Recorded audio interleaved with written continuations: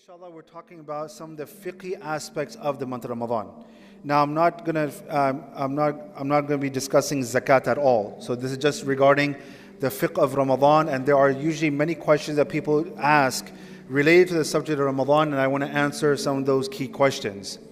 First of all, when it comes to suhoor, one of the questions that many people they ask is that why is there a discrepancy between the calendars in the area? They go to one masjid, there's one calendar that says that imsak time is a certain particular time, and then they look at another calendar and they ask that the time on that calendar, the other calendar, is almost, there's like a 15 to 20 minute of a gap. So which one is correct? Is it this one or that one? And this really boils down to the well-known difference of opinion, which is the 18-degree methodology versus the 15-degree methodology. And though both of these opinions are very valid, there are many scholars who have their own opinions about this particular matter. But the reality is, and if you have never understood what does 15 degrees and 18 degrees mean. So the ikhtilaf has always been that imagine this is the horizon. This is the horizon. This is the east, this is the west. If the sun rises from here and sets over here. So the question is, when the sun is 18 degrees below the horizon, is that when Fajr starts? Or when the sun comes a little more ahead and is 15 degrees below the horizon, is that when Fajr time begins? And that is why the ikhtilaf has always been there, that what is this? So that is why, if you think about it, if you follow the 18-degree methodology, that means that Fajr time comes in earlier, okay? It comes in earlier. And if you follow the 15-degree methodology, then Fajr time comes in a little later. You understand? 15 degrees is usually the latest that you will find on all the Islamic calendars, especially in America and Texas. Now, having said that, if you have to decide amongst your family members that which one you want to follow. Now, if you talk to many of the ulama, they will tell you, and there is no doubt in this, the 18-degree is a more safer option. There's no question about that. The 18-degree is more safer. And the 15 degrees, if a person says, let's just say, I think on the very first day, fasting will begin approximately at, so if the first day of fasting, according to the 15-degree methodology, starts at 5:47, for example. Now, if a person says, can I eat all the way to 5:47, according to the 15-degree methodology, is 5:47. Can I eat all the way to 5:47? The answer is yes, you can eat at 5:47. Till 5:47, you can eat. But as soon as it hits 5:47, then you have to stop. Now, there is a hadith of the Prophet ﷺ about Zayd ibn Thabit radiallahu ta'ala, that one time he had suhoor with the Prophet ﷺ, and then after that the Prophet ﷺ prayed Salatul Fajr. And someone asked Zayd bin Thabit later on that was there a gap between the time of suhoor, the ending of suhoor, and you prayed Fajr with the Prophet ﷺ, and he says that there was a gap of the time that it would take you to recite 50 verses of the Quran. That's all that Zayd bin Thabit said. Now, 50 verses of the Quran, what are we talking about? Short verses of the Quran, semi-long verses of the Quran, or medium length verses of the Quran, longer, wallahu alam. But they say that it might be 10 minutes, perhaps. So now many people would say that if the suhoor time says 5:47, then you must stop 10 minutes before that. And this is something that was, it's quite mainstream. That this idea that if whatever time says on your calendar, you must stop 5 to 10 minutes before that. There's no place in our deen that says you must do that. That is if you want to be on the more safer side. If you say that it says 5:47 and I'm going to start fasting, I'm going to do complete imsak at 5:42, then you do that. And that is the more safer option. There's nothing wrong with that. But if you want to take it all the way to 5:47, that's absolutely perfectly fine too. So that is the very first question that many people have asked. And the next question that many people ask is that what if I wake up at the time of suhoor and there's not enough time to eat and I find myself in the state of junub? I require a ghusl they require ghusl to become clean and to become pure and tahir.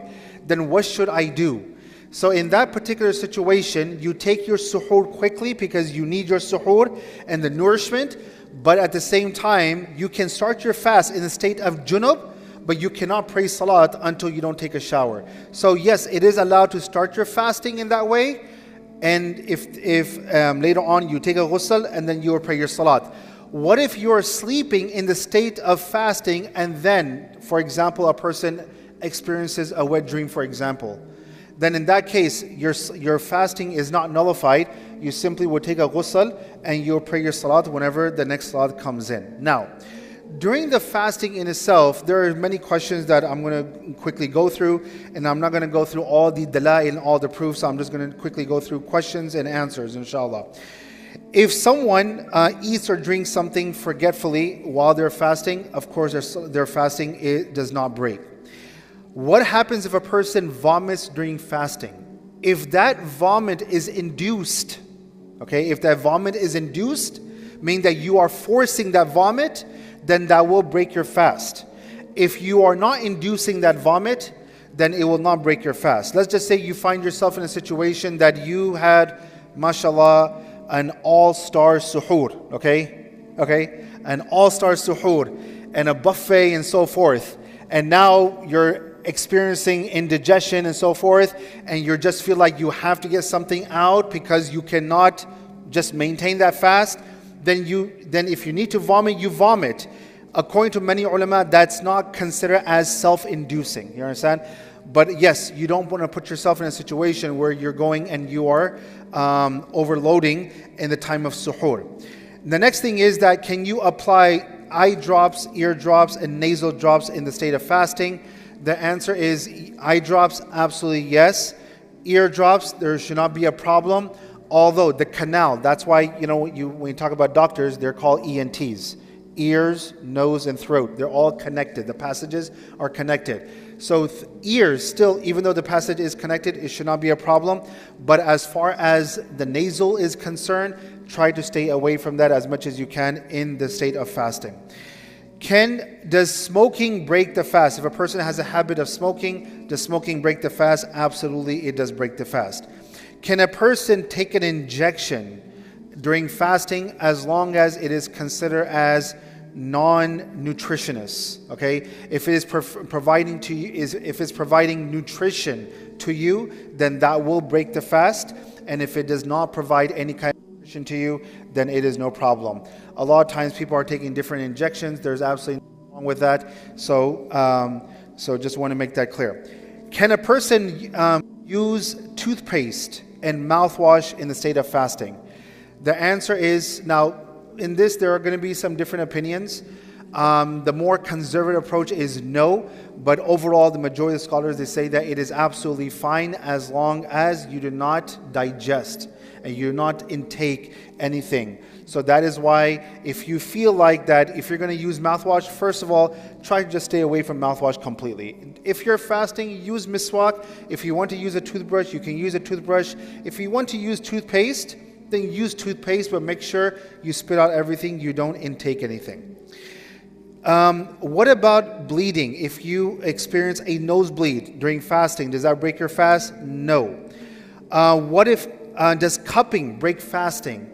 Now there is a hadith of Prophet ﷺ that says that the cupper and the cupped, meaning that the person who is giving the hajama and the person who is receiving the hajama, both of their fasting has been broken. However, there are many ulama who say, in fact, there is even a hadith of Anas ibn Malik radiallahu anh mentioned in Daraqutni that where he would himself would get cupping while he was in the state of fasting and he would continue his fasting. So there's nothing wrong with that. Cupping, as you all know, is drawing blood. They put cups, suction cups on you, and they draw the dirty blood from your body. Along the same lines, if you want to withdraw blood, there is absolutely nothing wrong in doing that in the state of fasting. Does inhaling smoke or perfume break the fast? If you do it intentionally, like let's just say someone lit up a bukhur and now it's coming to you unintentionally and it gets in, you're inhaling it, it does not break the fast. Likewise, perfume. You can inhale, you can smell perfume, it will not break the fast. However, some scholars, they do say that if you actually go to any smoke and you are inhaling it intentionally, then that will break the fast, especially if enough goes into your system that is getting into your throat and your esophagus area, then that will nullify your fasting. Next, of course, a very simple one. Is it allowed to rinse your mouth and nose in the state of fasting? Yes, you can, but try to do it without any kind of exaggeration. You know, there are people who, while in the state of fasting, or even in general, without the state of fasting, when they make wudu, they put water in their mouth and then they go, they do that kind of stuff, right? In the state of wudu, state of fasting, stay away from that, okay, completely. Another question that many people often come up with is, what do I do when there are different apps? If I have different apps and one says Fajr time begins at this time, and then there's another app on my phone that says Fajr starts probably another minute later, which one should I follow? The rule of thumb is, when it comes to Fajr, if you have multiple apps on your phone and there's a difference by 1 or 2 minutes, always go with the one that is the earliest. Okay? Go with the one that's the earliest. And the rule for Maghrib is you always go with the latest one. You understand? So if there's 1 or 2 minutes, you go with the one that is the last time that is mentioned. That is what you go with in the state where you're using your apps. Donating blood, as I said, or undergoing any kind of blood test, you can continue your fasting. If you're fasting, can you take a shower or a bath? Absolutely, you can take a bath or a shower. Can you chew gum? Absolutely not. You cannot be chewing gum in the state of fasting. However, someone did ask me that can we use nicotine patches in the month of Ramadan? The answer is yes. There's nothing wrong in using nicotine patches in the state of fasting. Can you use an asthma inhaler while in the state of fasting? Though there are some Hanafi ulama who are against it, they say that it will break your fast, but yet the contemporary ulama and the contemporary fatwa do say that it will not break your fast. Okay? If you can stay away from it, stay away from it, but if you absolutely need it, then you can use it and it will not break your fast. Does swallowing phlegm or mucus break your fast? Absolutely not. It will not break your fast. In the state of fasting, can you take an anesthetic injection? Yes, you can. There's absolutely nothing wrong with that before surgery because it is not considered as nutritious. It does not provide any kind of nutritional value. Can a fasting person, take any kind of suppositories? The answer is yes. There is absolutely nothing wrong with that either. Can a fasting person take hormonal injections? The answer is yes. There's absolutely nothing wrong with that. Now, regarding any kind of exemptions in fasting, can someone who is sick skip their fasting? Yes, they can skip their fasting if the fasting will cause them more pain or more harm or will intensify their sickness. Then they are required to stop their fasting and make it up some other day. Now, the next one is something that comes to me often and we think that it is a very easy answer, but it does require some explanation. Are women going through pregnancy or breastfeeding, can they skip fasting? The answer is they can be given an exemption. However, there are many ulama who say that they should only stay away from fasting if it is absolutely needed. There are many women going through pregnancy, they can fast, then you should fast in the month of Ramadan and not try to make it up later on. There was a sister who came to me, she said that for the last 4 years, either she was in the state of pregnancy or she was in the state of breastfeeding. In that case, she said that I have not fasted in those 4 months of Ramadan. Now I have approximately 120 days to make up. What can I do? You understand? So she was saying that, can I just give a fidya and just exempt myself from all those fasting? So that is why we have to keep in mind that if a woman going through pregnancy, if she can fast, then the best thing is to fast in the month of Ramadan. Even if she's taking care of a child, in that situation, if you can fast, then you do fast.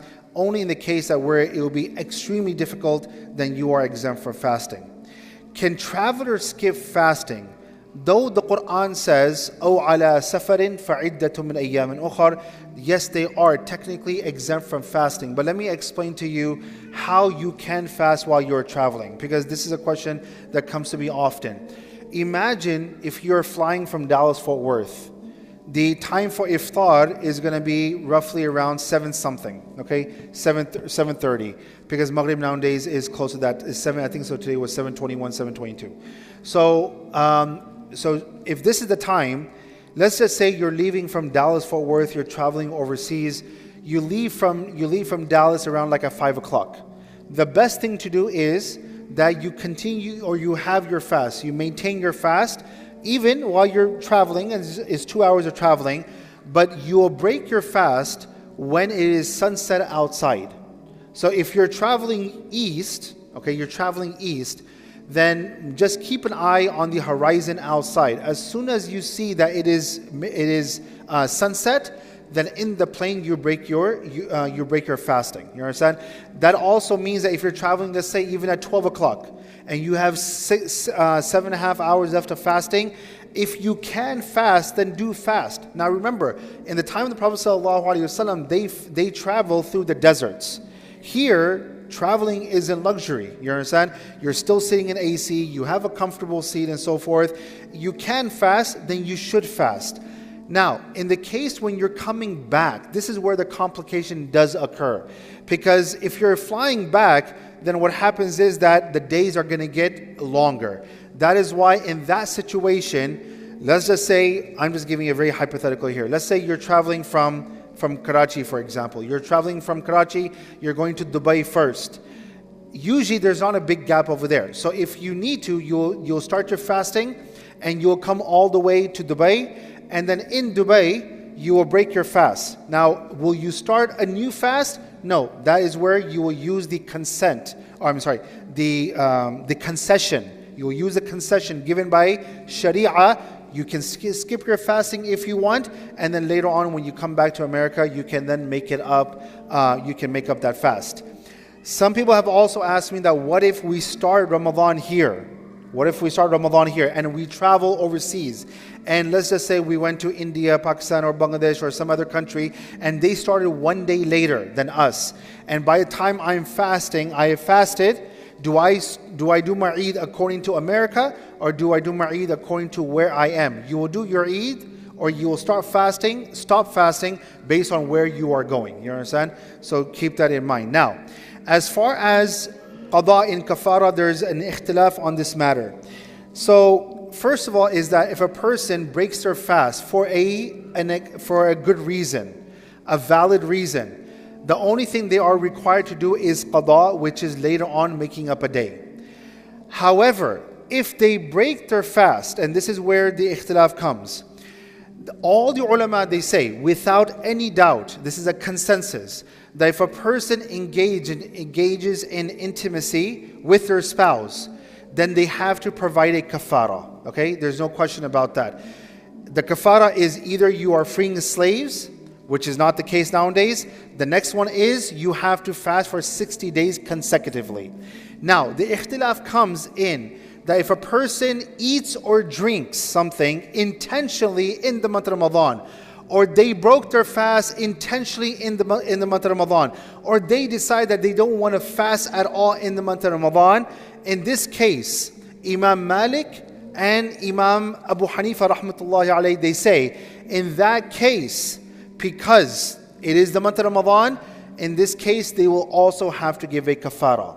The other two ulama, Imam Ahmad ibn Hanbal and Imam Shafi rahmatullahi alayhi, they say that this person is not required to give a kafara. The kafara only applies when a person is intimate with their spouse. Why? Because of the hadith of Prophet ﷺ about the man who was intimate with his wife. He came to the Prophet ﷺ. He said, what is the kafara? The Prophet said, free the slaves. He says, I don't have that. He says, fast for 60 days. He says, I don't have the capacity to do that. He says, then to feed a certain amount of people. He says, I don't even have that. And so then he says that there's a long story. But the point is that in that hadith, there is no mention of a person just eating and drinking. And because there's no other story about a person deliberately breaking their fast by eating and drinking, that is why he has to do only a qada. Imam Abu Hanifa and Imam Malik rahmatullahi alayhi, they say that this hadith should be sufficient, that any person who breaks their fast intentionally, then the kafara will be applied to them. Now, what happens? This is another question that's a very important question, which applies to many people. What if I have missed some fasting from last year Ramadan, and now the next Ramadan rolls around, and I have not made up those fasts? What happens to those fasts? And once again, going back to that question earlier, I said about that sister who went through 4 months. She did not fast for four Ramadans. Now she has to fast for 120 days. So the ulama, they say, and there are some ulama who say that yes, you will have to make up those fasts. Even if the next Ramadan rolls around, you have not made up those fasts, no problem. After the following year, you want to take 2 years, 5 years, 10 years, you still have to make up those months, those days of Ramadan. You cannot give fidya and exempt yourself from all those fasting. You understand? You cannot give fidya and exempt yourself from all those fasting or pay for all those fasting. You will still have to fast those days of Ramadan. There are some ulama such as Imam Ahmad and Imam Shafi'i who say that in addition, because if the next year Ramadan rolls around and they have not made up their fast, as a penalty, they will have to make up those fasts, but in addition to that, they will have to give a fidya for every single day they have not fasted. This is a penalty for delaying that fast. Imam Abu Hanifa says there is no fidya that you have to give. You'll just make up the fast later on whenever you get a chance. Now, fidya, this is something also important. Who has to give fidya? The only person who gives fidya is not a sick person. It is not a person who is, for example, if a woman is going through pregnancy in this month of Ramadan, she can give fidya and exempt herself? No. She will have to make up these days later on. Okay? She will have to make up these days later on. The only people who are exempt from fasting and they will give a fidya is someone, for example, a senior who does not possess the capacity to fast, whether it is Ramadan or beyond Ramadan, they cannot fast at all. In that case, they will be exempt from fasting. If there's a person who goes through dialysis constantly, in that case, then they could also be exempt from fasting. They can give a fidya. There are people who are diabetic. Now, of course, there are different levels of diabetes, or people who are diabetic, but there are some kind of people that they cannot get through an entire day of Ramadan without taking insulins. In that case, they will give a fidya and they will exempt themselves from fasting in the month of Ramadan. But besides that, the only people who are exempt from fasting are those who cannot fast in Ramadan and beyond Ramadan. You understand? And for those people, you will give, this year, the rule is you give $15 per day. Okay? So it comes out to be, what's the math? $450, right? So it comes out to be $450. Now, that $450 is not just a sadaqah. If you want to give that $450 to someone, you have to give that money to someone who is eligible to receive zakat. You understand? This is important. You give it to someone who is eligible to receive zakat. Now, someone asked me the other day too, if I cannot fast, they have a legitimate reason. I cannot fast. Do I give money according to here? Or if I want to send my money overseas, let's say to India, do I give rupees over there in order to give the fidya? The answer is where you are as a person, you'll give the fidya according to their calculation. So you'll give that $450. You want to send it overseas? You will send overseas $450. You understand? So that is the rule when it comes to the fidya. So these are the questions that I was able to recollect and just remember from all the questions that are coming. If there's anyone who has questions regarding zakat, you can ask me later on. But any other questions regarding fasting? Anyone has? Yes. Once again, if it's an insulin, like if it is providing nutrition, then it will break your fast. Otherwise, it will not. Any other question? Yes. So even in that situation, if you start your fasting here in Dallas, as soon as you get into the plane, okay. So if you break your fast like in the plane, right? That's what you're saying. Then after that, you don't worry about your fasting until you get to your next destination, because when you break your fast in the plane, then it's hard for you to know when does the next day start. So then if you want to apply the concession, then you apply the concession and don't fast. You understand? If it makes it easy. Now, on the other hand, if someone says, well, I'm going to keep an eye on the horizon, and if I start to notice a little sunlight, then, or I can start seeing light in the horizon, I want to start my fasting. If they want to, they can. You understand? But once again, if you want to use a concession, then you can. Yes. Yeah. So in that case, she cannot give the fidya and free herself from all the fasting. She will have to make up those 120 days. This is according to all the four schools of thought. There is no ikhtilaf on this matter. That they all, because the other, they say she will have to make up those days and give fidya. That's where do you have to give the fidya or not? But there's not a single school of thought that says that you can exempt yourself. Now, I will say this. There is a shadh opinion. But it's a very rare opinion. And it does not come from any of the four schools of thought. It comes from some Sahaba radiallahu ta'ala anhum. The reason I call it a shadh and rare opinion is because the sanad of that fatwa all the way to the Sahaba is also broken. You understand? But the opinion that has been documented in some books is that you can give the fidya and exempt, like in that case of that sister, she'll give the fidya and free herself from all those fasting. But once again, that's a shadh and rare opinion. And the sanad to that fatwa, to the Sahaba, is also a broken sanad. So that's why it is not accepted by any of the ulama. Yeah. Yes. So I would say that for a child, what is the obligatory age? I would say that when the time comes that when they can start they can start absorbing or endure the challenge of fasting. So I would say that when it comes to children, you try to have them fast for like perhaps a day or on the weekend. Make them go through the training and train them, and then once you know that they are trained, then start them. I'll be honest, with my daughter, I got her started going. I think she fasted the entire month of Ramadan when she was probably when she was in second grade. She fasted the entire month of Ramadan. She did it. So, I mean, she was like, give her some incentives also, If you want to give an iPhone, that's your choice, But you have to give some incentive, but mashallah, she fasted. Me and my wife, we gave her the encouragement and she fasted, mashallah, Yeah. Yes. My question to you is that why would it not be allowed? What's wrong with it? Stimulants will not break the fast in that sense. So because it's something that's sitting on the outside. It's not providing any kind of nutrition value. It can help you stay away from it. It does not break it. Yeah. You're not injecting it. It's sitting on you, okay, but it's not doing anything else. Absorbing what? Okay, I did not read that about that. If it's a nicotine patch, because I read that it's just. No, that will break your fast.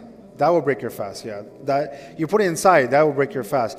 I mean, once again, about the nicotine patches, I read it. I was doing some research about this. According to majority of the ulama, it would not break the fast. But once again, there are some ulama who say that it will break the fast. So stay away from it is better. Yeah. Any other questions? Fasting without suhoor, you keep on fasting. Tough luck, you did not wake up. Go to sleep early at night. Okay, other questions? Okay, khair inshallah. Jazakumullah khair. Subhanakallahumma wa bihamdik. Nashhadu an la ilaha illa anta. Nastaghfiruka wa natubu ilayk.